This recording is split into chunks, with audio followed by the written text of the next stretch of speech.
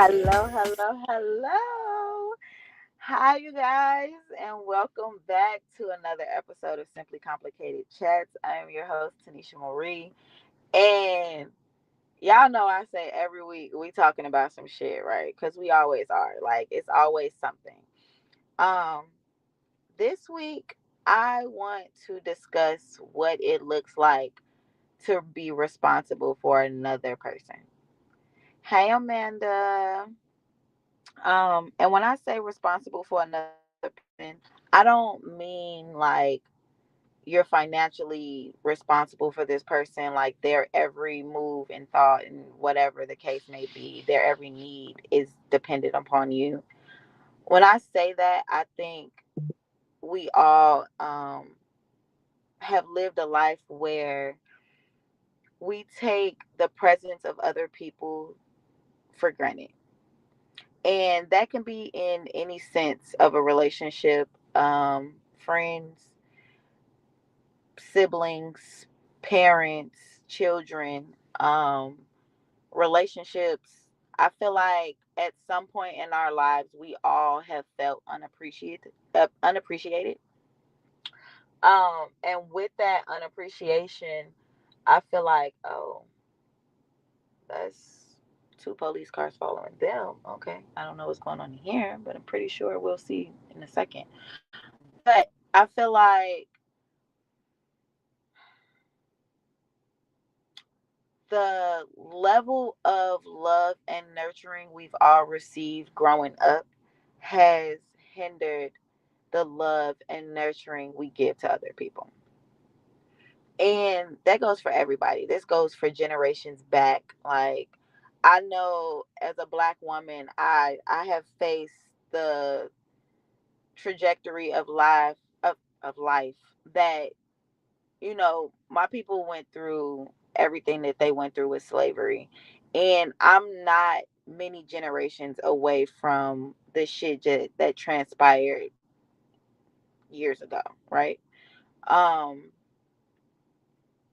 so with that knowledge and with the personal growth that I've taken into my own hands to do within myself, becoming a parent and knowing that I was raising the next generation of my family, well, a piece of the next generation of my family, and how serious I took doing what I'm doing right now as far as being a parent goes. A lot of that hurt and pain that was caused to my family members that did have to suffer through that poured into their children, right? So now the hurt and pain physically might have gotten lighter throughout the years, might have gotten watered down throughout the generations, so say. But the mental and emotional struggle of that, it really took a toll. Like for my family, especially the women, um, I really didn't grow up with my father and having to deal with his trauma. From the outside looking in, the parts of him that I did receive as a teenager into my adult life, I feel like his family trauma was too heavy for me. Like I already had a lot coming from my mother's side, so I felt like the trauma that he had on his side of the family was going to be an overload for my life. So God removed him, right? So to say. And my father that raised me with my mom, him and my mom started dating when I was 2 months old. So his family, I don't feel like their trauma was to the extent of what my mother's family trauma was, especially the women, like the emotional scars and just, every family has their own generational curse, so to say.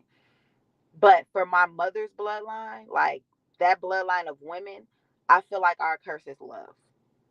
And I say that because I know I had my own troubles in the dating world. Um, I watched my mother go through her troubles in the dating world. My grandmother has not dated a man that I can remember in my entire life. I am 32. So in 32 years, I for sure have never seen my grandmother with a man. The only reason I know my grandma liked me in at one point is because my mama and my uncle are here, like dead ass. My great grandmother passed away before I was born. So, but her and my grandfather were together, and the hell my grandfather put her through, I can only imagine. My grandfather had three sets of children.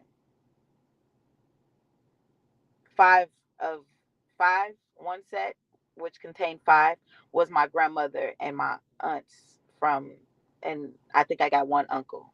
So yeah, it was my four, nope, it's six of them. I'm sorry, six of them. And then my uncle. So that set, and then my grandfather had two other sets of kids on my great grandmother. So just the thought of that and the correlation of the bloodline of women and the scarring and the pain that they went through, just with those four generations, I know, like, the women in my family were like, they go through it when it comes to love. And as tough as my grandmother had to be, I understand why my great aunts and my grandmother are the same, are the way that they are.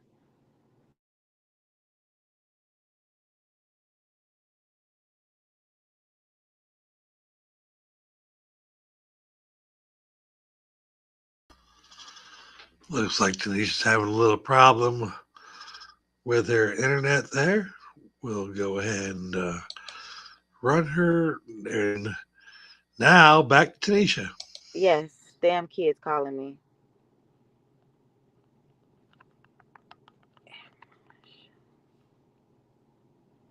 All right, y'all. I'm sorry.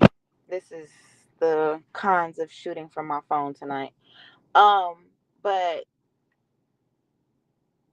just the generational curses from that alone, just looking at the history of those four generation of women, I'm really understanding. It made me understand how much of a pullback I had to do, because my mom raised me and my sister. She raised my little cousin. She raised my big cousin. She raised everybody's kids. Okay, let's just say that my mom was that person. She raised everybody's kids. Everybody who needed her, they can come stay at our house for weeks, months on end. Like, that was just my mother. My grandmother, on the other hand, she stayed to herself a lot. Like, she did not deal with people. It was just her, my mom, my uncle. Like, she dealt with her sisters when she dealt with her sisters, but they all lived in separate states. So, as far as immediate family goes, it was really just us with when it came to my grandmother.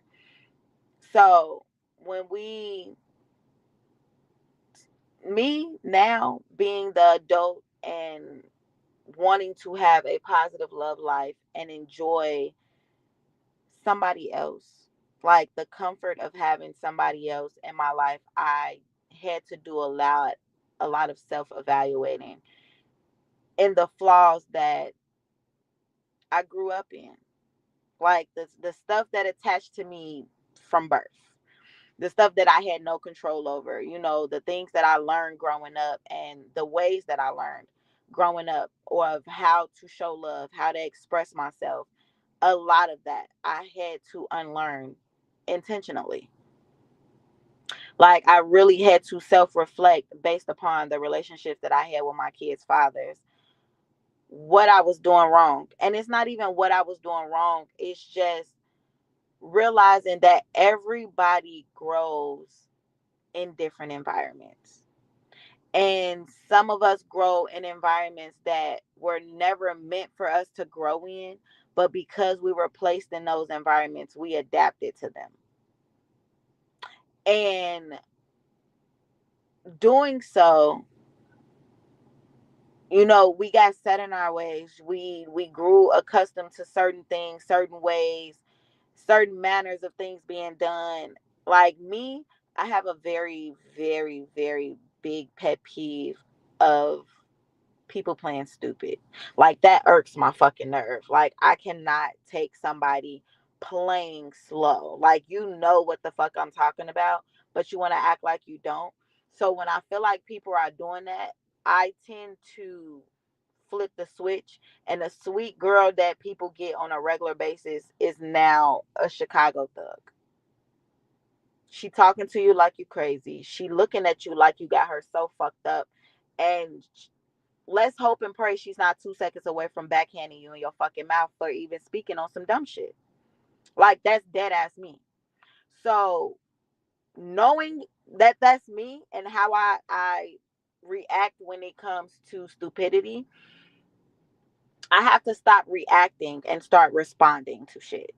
And I know that with intention, I can respond versus reacting, because reaction is emotion. It's how you making me feel right now. I feel like you playing with me. I feel like you think I'm a fool. So now I got to show you that I'm not. And that swings me back around to us being responsible for other people when we're choosing to enter someone else's life. I feel like at this day and age, we have grown accustomed to a dating world that women scream at the top of their lungs, I'm not about to teach no man how to love me. I'm not about to teach no man how to handle me. I'm not about to teach no man this, this, and this. And men have a lack thereof of respect for women. Okay. So those are my two key points for each sex for the night. And with that, I feel like, one, as a woman, I would never feel like I'm not going to teach a man how to handle me. Because one thing I know is I am not like the next bitch. You cannot handle me the same way you handled the last bitch. That is not what's going to happen when you're dealing with me. And that's not to say, you know, oh, I'm better than the last, or, none of that. It's not cocky at all. It's very humble when I say that, because the thing about that is, one, I don't know what you went through with the last, even if we've discussed it, that's not my problem. If I see that a problem that you might have mentioned, she said to you or she brought up to you is something that you are doing, I am going to make you aware of it on my own terms, in my own way, for my own reasoning. It would never be because you said something to me and I'm taking that and I'm throwing it back in your face. If anything, I'm saying it to you because now, babe, hey, you let me know that this was something that was said to you prior to that, you do, and I'm kind of seeing signs of it. I can understand where those thoughts came from when Woo said what they said. And at the same time, I'm going to come to you with, well, it can be fixed, or it can be changed, or it can be improved this and this way. I'm not just going to tell you, oh, you a fuck ass nigga, you this and this. Like, I've had my time to belittle my man. I've grown from that. So when I say we don't take responsibility for others, we don't give each other that room necessary to grow, that room necessary to elevate, that room necessary to shed our skin and change and become new people. Like, the one thing I feel like people fear the most when they're dating somebody is change. You don't want this person to change from the person who they are because y'all work so good together. You don't want this person to change because y'all do this together, or this, and this. This is why y'all compatible. No. If anything, I met you in a season, in a space that you were in, and I loved that season and that space. That was the reason I fell in love with you. That season and that space that you were in then was what made me want to partake in being on this journey with you for however long we're going to be on this journey together. But I don't expect you to stay the same, especially not if we on this journey for a long time. Do I expect my person to still be the same 10 years later? Fuck no. If you're still the same 10 years later from us meeting and we're still doing the same shit 10 years later, What the fuck did we do together besides waste each other's time? We both just volunteered to sit here and waste time together. There was no elevation, there was no pouring into, there was no growth, there was no love, there was no nurturing. There was nothing. We kept each other alive. That's all that means. That, and we didn't even do that with each other for real. We did that by ourselves. But existed in the same space together just to keep each other alive? No. No, that's not what we're doing. So, as a woman, I learned and I'm be honest, I it took me two baby daddies in to grasp this concept.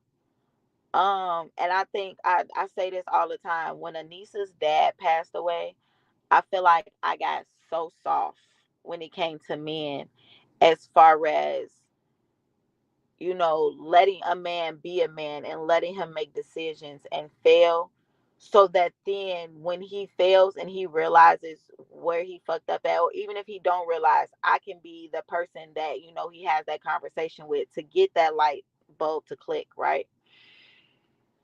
But I found myself the most hurt then too. And I can blame it on being depressed and being out of alignment with myself, and choosing the men that I chose to date after that life-changing moment happened. But at the same time, I'm very grateful because I know that every instance that I've every experience that I've been in, it was for a greater purpose. Are these my kids? No, these are not my kids. It was for a greater purpose. So even the bad shit, like me being with Shy's dad, that was that was what started off as the best relationship of my life, because in that season he met me in, I was mentally fucked up. I was depressed from Nisa's dad passing. It hadn't even been a year that Nisa's dad had passed from me and Shamar meeting and getting together and stuff. No, I take that back. It had been a year because I was pregnant. I had the twins already. So it had been 18 months, literally. That's crazy. Fuck, that's crazy. Um, it had been 18 months literally from the time that Nisa's dad passed to me meeting Shy's dad. And me and Nisa's dad weren't together when he passed away. But in that moment, I was going through it with Zion's dad. We had just broke up, and we were doing our little oh, here are my children. We were doing our little tit for tat thing and still dating back and forth and all that good stuff.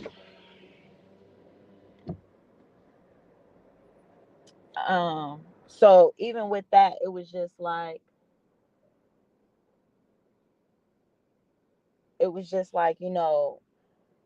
niece's dad passing was a fucking that shit took the cake for a lot of shit. It really threw me off on a lot.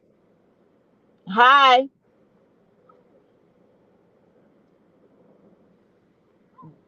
go in the house. Can y'all close the door? Another back too? Can y'all go in the house? I'm doing my show. I just want to make sure y'all get. No, go in the house. Alrighty, I appreciate it. Tie your shoes, please. Go in the house and ask TJ what y'all should be doing. What? It's something to drink in the house. All right. So yeah, that life changing moment was a wrecking ball. I'll say that it was a wrecking ball for a lot of stuff. The timing of it, even so, was a bigger wrecking ball because me and Niece's dad had just had a huge argument. Like, it wasn't abnormal for me and him to be arguing and be into it. That was our thing. That just had became us. Like, everybody knew us for that. That was just the thing we did. We argued. He'll give me a couple days to breathe, and he'll call me like, "Hey, you want to go get food?" And we'll go get food, and we'll be back cool. But that was just us, because even then, now looking back at that, even then, there was nothing I really cared about besides him being a father. Like when it came to whatever he was doing, interfering in that, that's when I made a big deal about shit. But this one argument, I can't even remember honestly what we were arguing for or about. But it got so bad, I, out my own mouth, he said something about his car, or he had to do something for his car, and it was something I wanted him to do for Anissa, or needed him to do, and I think he couldn't do it, and I got so mad. I told the man that I wish he died in his car. Like, I hope you die in your car. That's what I said to him. So from that day, I think that day he picked up Anissa, and he had her, that I this was the first time I had ever seen Anissa and Zion both with their dads for like 2 weeks. And this was right before Christmas. So he had her the whole week before Christmas, then he had her the week of Christmas. And the day after Christmas I picked her up. I picked them both up from their dads. Um that night because I wanted them to go to church with me for the last Sunday of the year. So that was literally the only reason I picked them up. And I promise you, it was nobody but God that I picked my kids up that night. Like, it was so late that I picked them up because the decision to go to church was so last minute.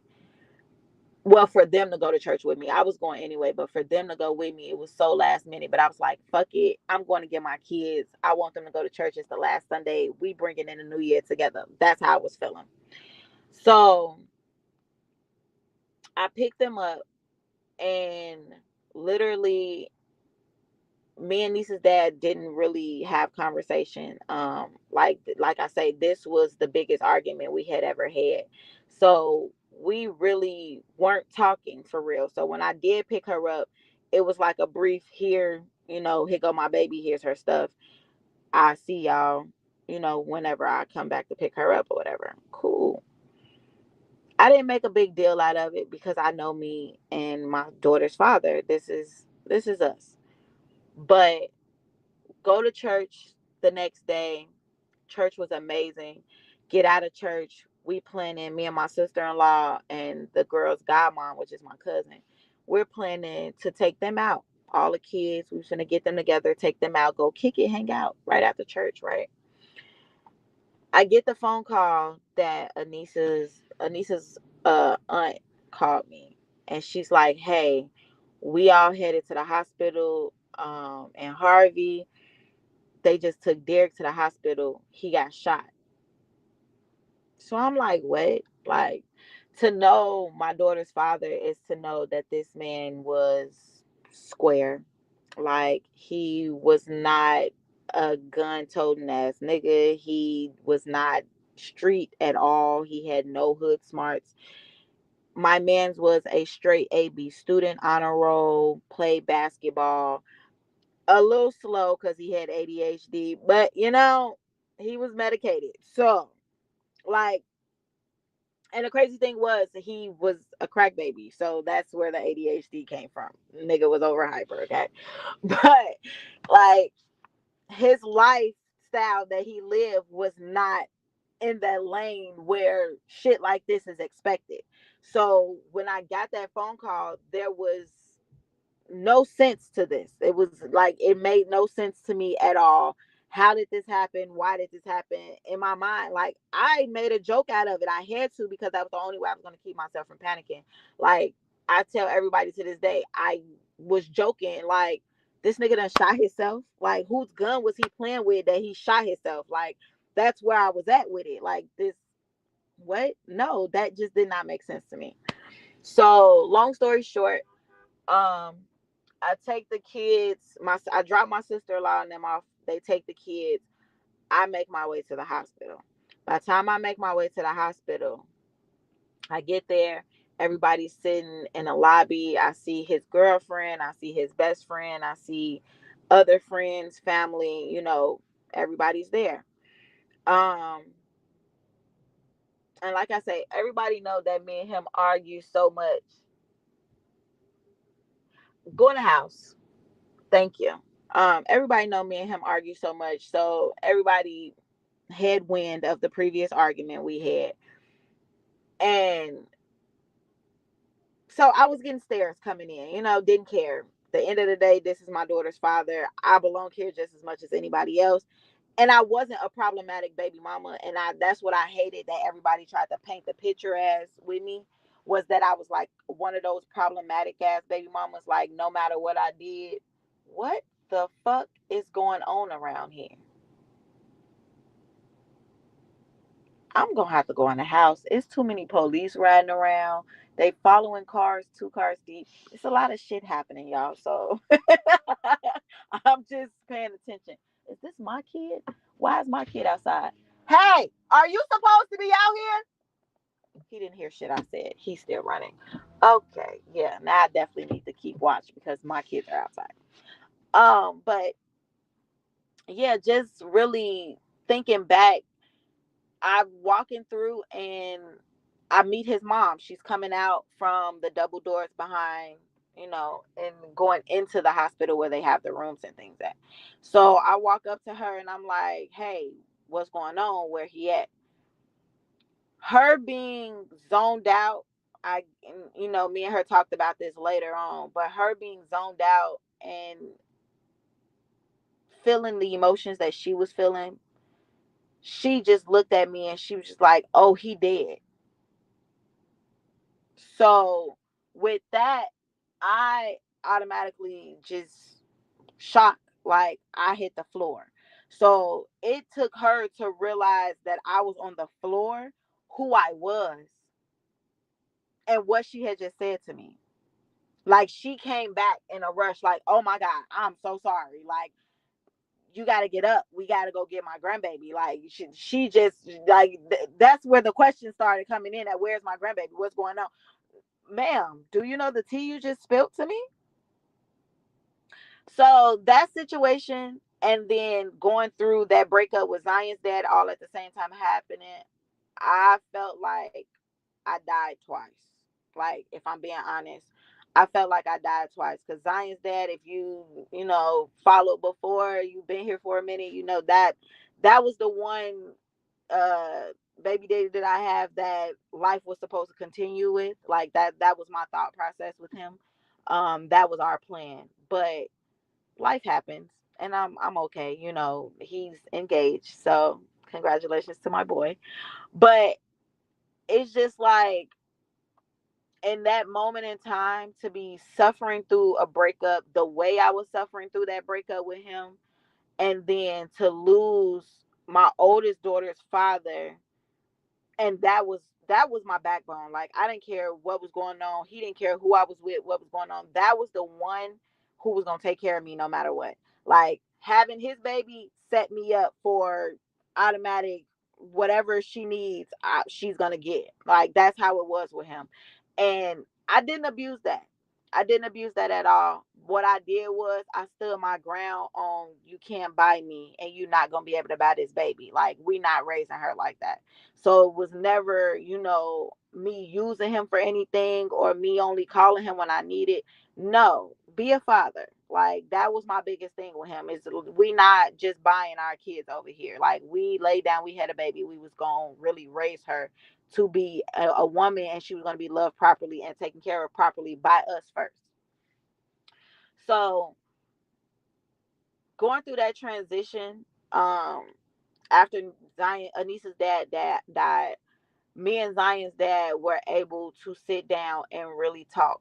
Like, I had to force myself to really sit down with him and listen to him tell me all my flaws, all my wrongdoings in a relationship, how I made him feel, how I didn't care about how he felt, how I belittled him, how I made him feel like less of a man. Like, I had to sit and take that. And when I sat and took that from him, I had to go pray because I wasn't able to have that conversation with Anissa's dad. And it's not even just for them to tell me how I was wrong, because the thing about it is, all my kids' fathers, except the twins, because he don't count. We don't even discuss him as a baby daddy. He literally is just a sperm donor. But all my kids' fathers praise my work as a mother. Like there's nothing bad that they can truly say, that they will truly say about me as a mother. But when it comes to being a girlfriend, oh baby, the list could go on. Previously, and that's me being honest with myself, and that's why I was able to grow so much in order to be the woman that I am now in my new relationships. Tell them to ask TJ. um so it's just like those two experiences in life gave me a lot of insight and made me reflect so much on who I was and who I allowed other people to be when they were with me. Because we don't realize, but we have that power. Like people, and I'm not saying a lot of people do this, but I've seen people, I've been a person. I dim my light around certain people. And it's not even on purpose. It's not to really not outshine nobody. It's because some people don't have enough self-awareness that you don't understand that dimming your light is really a bad thing for you and that person that you're dimming it for. Because the thing about that is that means that you're not living to your full capacity of who you're supposed to be. And if people have to get around you and they have to dim their light to fit your story frame, that's not okay. That's not healthy. It's not a safe space. I feel like we as humans don't feel the need to be safe spaces for other people. When really, if we held those spaces for others and allowed people to be who they are and assisted them in their growth, because the thing about that is you can't grow for anybody. You can't make them grow. You can't make them accept knowledge. You can't make them do anything. There's nothing that you can do for another person that's going to make them do anything. So we have to understand that we are here to be a vessel to deliver a message, to deliver a lesson, to deliver an experience. Because the thing about it is, we're not meant for everybody, whether that's family, friends, at anything. Every relationship is not meant to survive. People are meant to come into your life to be a lesson or a blessing. I'm sorry. I feel like every lesson is a blessing. So I can't even say or, because I honestly I feel like even the people that come in your life to cause harm or cause pain, that's something you needed to learn. It's something that you needed to experience. it's like it's like a disease. We go and we get these fucking shots. Like they have a series of shots that we're supposed to get by the time we're the age of 5. And all of us have gone through it. If your parents allowed it, you have gone through getting all of these shots from birth to the age of 5. And what they're doing with these shots, they're injecting the disease into your body so that you have the antibodies to fight it. So they got to give it to you so that your body recognizes it and knows what it is that they need to be fighting off. That's what the lessons of life are. Like, God really puts you in position to go through shit, to get that experience, and to understand, like, damn, that's why I went through that. Because something bigger was coming. But now I got tougher skin than I did before because I went through that other experience. So now you already had the knowledge that you needed. You already had the experience that you needed. The pain, the hurt, you done already felt that shit. So you knew what was coming. And you either knew how to prevent it from happening again, or you knew how to ride the fucking wave once it did happen and change the trajectory of that motherfucker and do what it was that you needed to do from that point. Right? So I think, and it's so funny that I say that because I like to tell everybody, when people call me toxic, I don't feel like I am toxic of what people are normal or used to. Like, I'm not bleaching your clothes. I'm not throwing your shit out on the yard. I'm not setting shit on fire. I'm not keying your car. I'm not busting your windows. I'm not pulling up to your house to fight a bitch. I'm not doing none of that. I will pull up, but I'm coming to whoop your ass. I'm not directing no energy towards no bitch unless she say something to me. That's just that. Now, bitch, if you decide to jump in for this ass whooping, by all means, come get what's yours.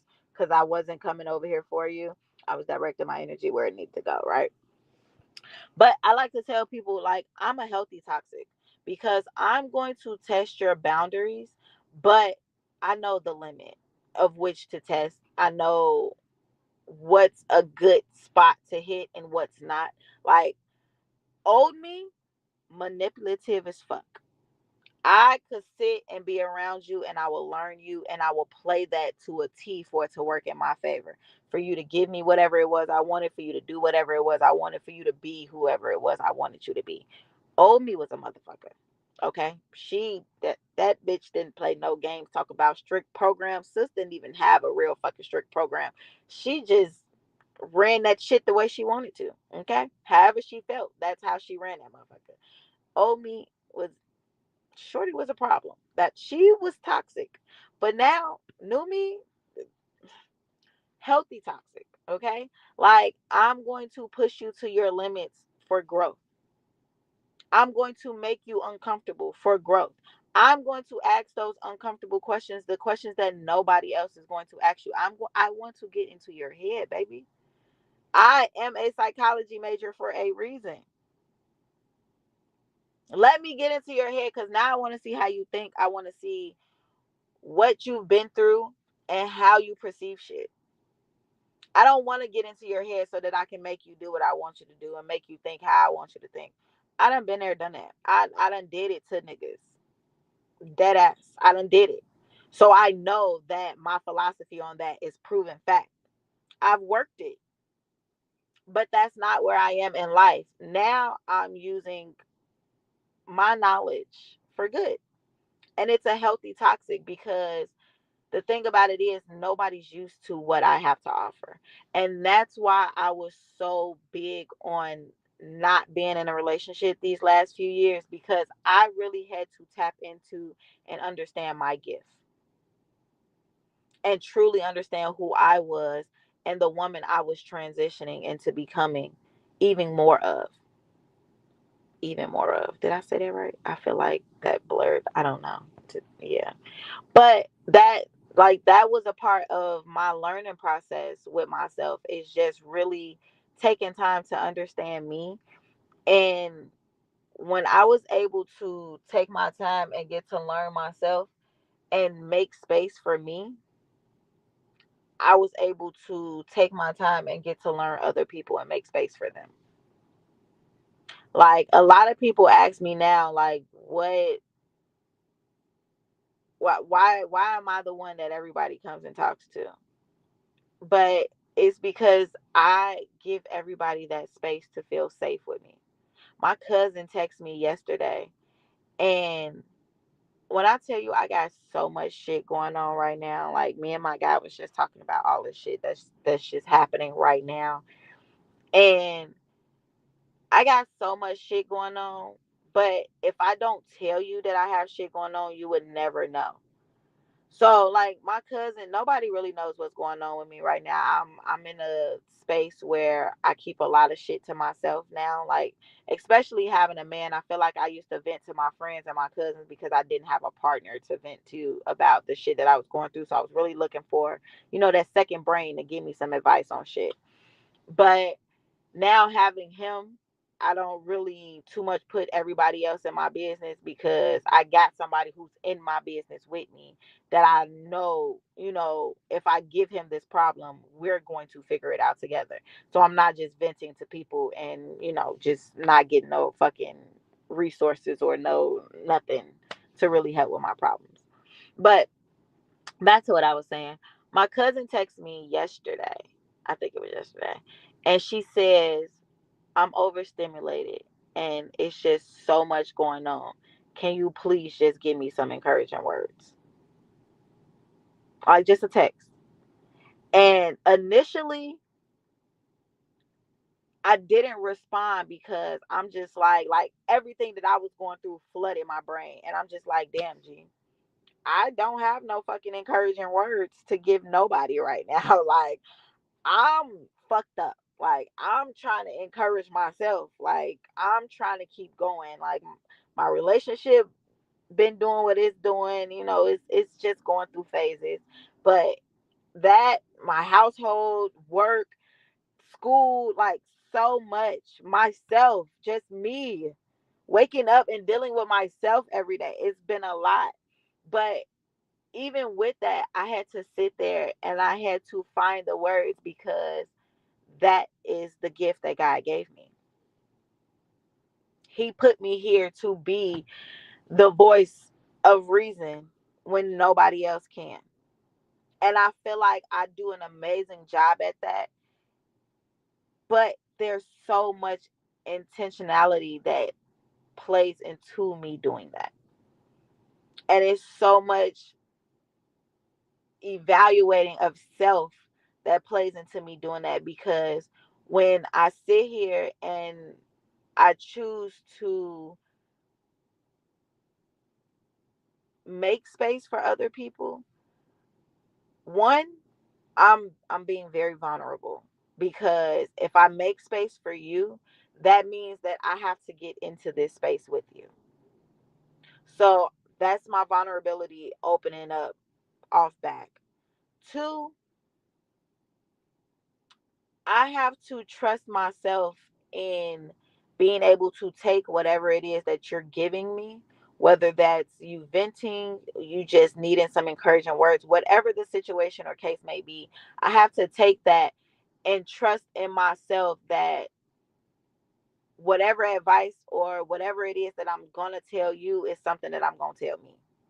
Something that I can live with, something that I can use myself and grow with and understand and trust into, right? Like, y'all know, I tell y'all, I don't speak on nothing if I've never experienced it. I don't like giving advice if I don't have it from experience.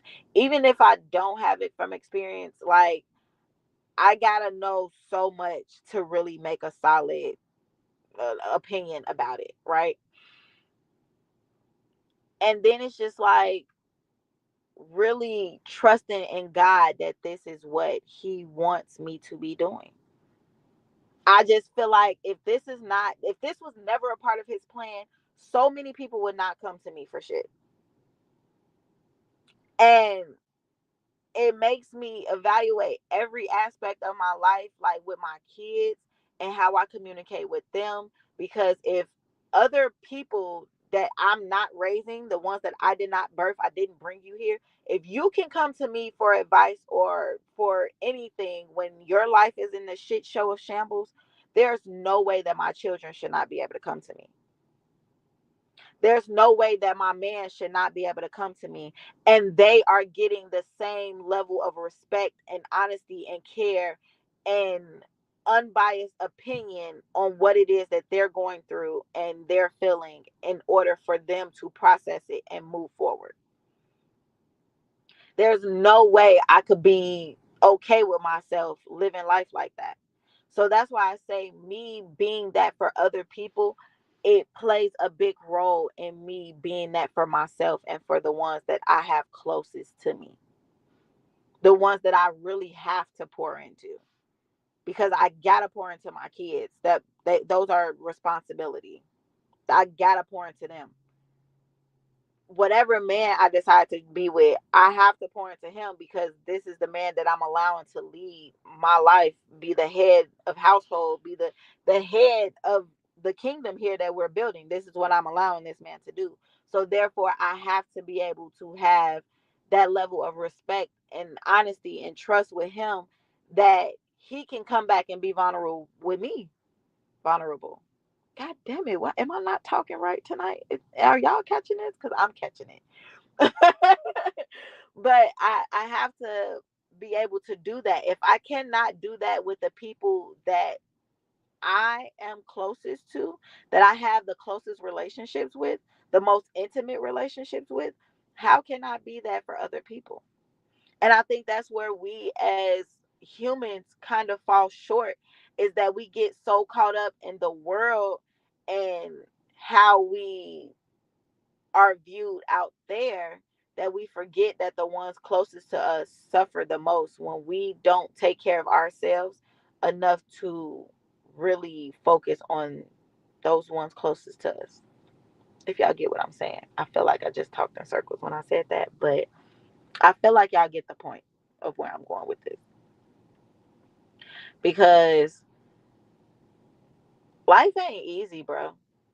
It's not. It's not easy for any of us. And I feel like if we really, if you had one person, like one solid person that you knew was your voice of reason when you were angry or going through or emotional, but was also like your praise partner when shit was looking up. Like y'all praise either way, but they were like that person that could talk you off the ledge when you ready to go fucking head first and just say fuck all this shit, right? But at the same time, when you up and you in high spirits, that's that same person. Like they're with you through every season. I feel like if we all had one person that we can guarantee that type of life with, life would be so much better for everybody. Because if you're pouring into somebody and they pouring back into you, and y'all steady feeding off that energy of each other, nothing could get in that. Like not there could be nothing that would be able to break that bond and break that dynamic of that situation. And I promise you, if you had one person like that, you would grow at an extreme rate of speed, because just having like, it's a difference when your kids believe in you versus when another adult human decides to choose life with you every day. And that's as a friend, as a relationship, anything. When somebody chooses to do life with you, but not only chooses to do life with you, but chooses to do life with you and force growth upon you, not even upon you, but force growth, because we all are aware that we need to grow. But where we fall short is we don't like to acknowledge the real ways we need to grow. Like it's always surface level when we look at the shit like, oh, I got a bad attitude. But you're not sitting there thinking like, oh damn, I got a bad attitude because the fuck is this? Oh, it's a cat. I got a bad attitude because I done dealt with motherfuckers always lying to me and telling me that they gonna come through and do some shit and never show up. So now that's your mindset. Now you thinking every time a motherfucker tell you, "Are you gonna come? Nah, I'm gonna come through for you, bro. I'm gonna come do this. I'm gonna come do that. I'm gonna support you." Now you thinking it's just lies. So now you meet somebody and this person is really showing up. Like this person is really giving their all. Like when they say they gonna do something, they make sure they do it. If they can't do it, they let you know. Like, hey, I can't. Like really can't do it. It ain't even me bullshitting. It's none of that. I really can't do it. But they keep that communication. They're really in alignment with you, and they're doing everything to cover bases so that they don't leave you with a feeling of emptiness or a feeling of being untrustworthy. Because little do people realize the shit that we go through, it don't just cause one problem. It literally can cause a boatload of issues. Like that one problem right there, now you don't trust people. You think everybody's lying. You like everybody's a liar in your eyes. Like it's hard for people to get close to you everything pisses you off, you're quick to anger, like it brings on a boatload of other emotions. So realizing that other people, like everybody goes through shit. And in that shit, you got to realize and understand and be okay with knowing that this person has growing to do. And I think we don't like to recognize the fact that growth has to happen.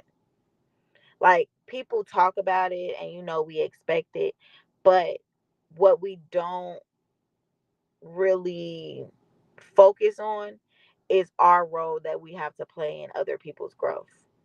Because the thing about it is, this person could be sitting here and they could be trying to change so bad, but you come along and now it's something that you do or you say or how you move and how you portray, not even portray, because I don't want this to be fake. I'm speaking on some real deal shit, like people really being intentional about being a safety net for others.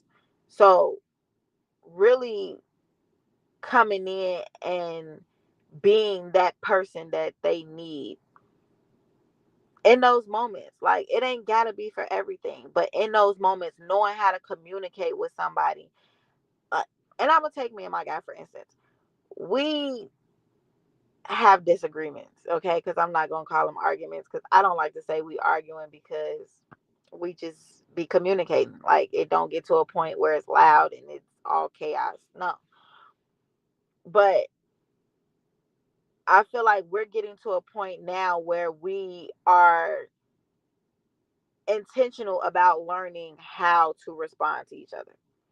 Before, and it's been a couple months with us at this dating thing. So, like I told him earlier today, we came in this and we've been ourselves. And that's how our communication is right now. It's us being who we are, and in our flaws, in our perfect ways, whatever. It's us being who we are from the experiences we've experienced up until this point. This Our communication styles right now fit who we've been all this time. All right. Now we're in a space where we talk to each other and we have our conversation as who we are, right? And then if one party or the other didn't like the way the conversation goes, we take our time and then we spin a block and we have a conversation about how that conversation wasn't handled in a proper way for it to be received. I heard you, but the conversation could have went a little bit better. So for the next time that we got to have a conversation like this, I need you to say this in this kind of tone so that I can hear you and not hear, you talking at me or you talking through me, but not really to me. Like that's where we are right now, is really now critiquing our conversations.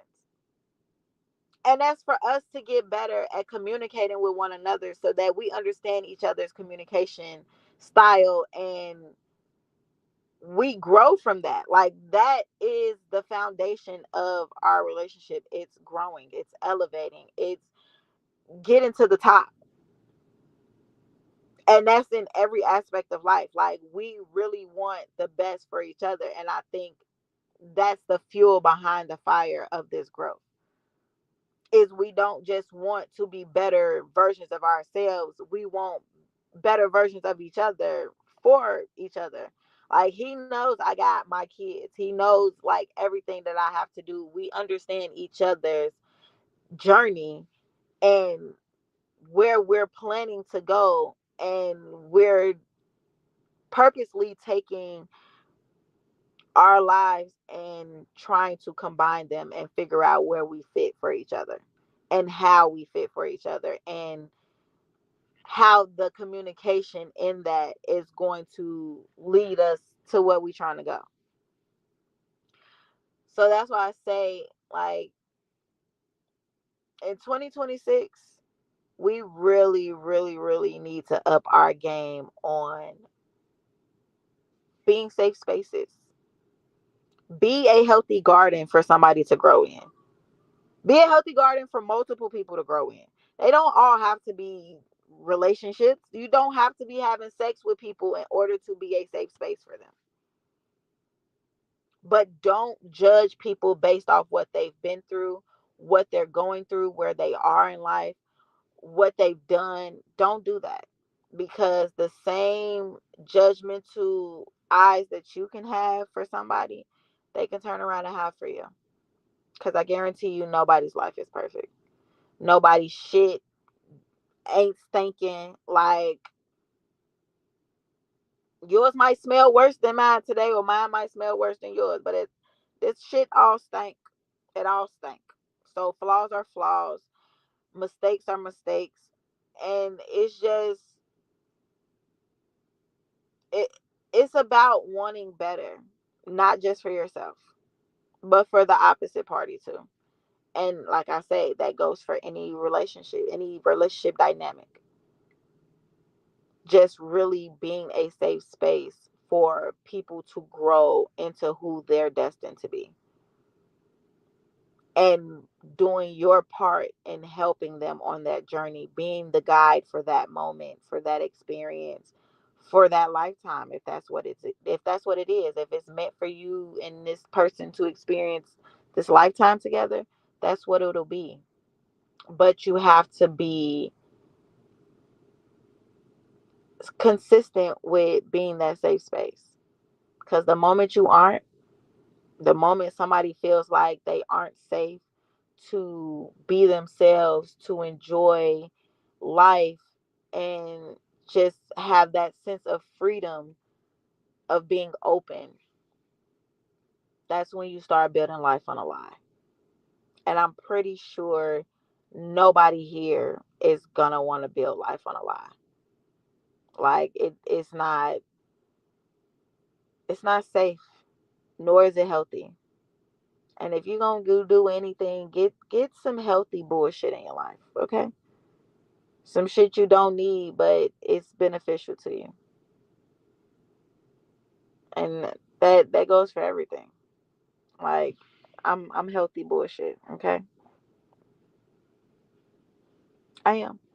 And I love that for me. And I love that for anybody that gets to experience me. Because we gonna grow over here. My friends fucking included. These kids, this man, everybody included. We gonna grow over here. I'm gonna tell you when you're wrong, when you're right. I'm gonna support you, but we're gonna grow. So I challenge everybody this week: be a safe space for somebody. Okay, love on people.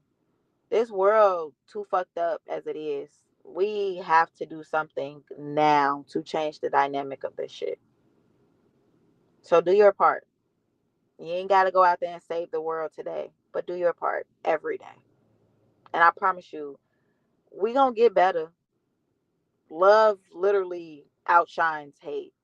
So y'all gotta know, the more you love and pouring love into people, the more it's gonna come back eventually.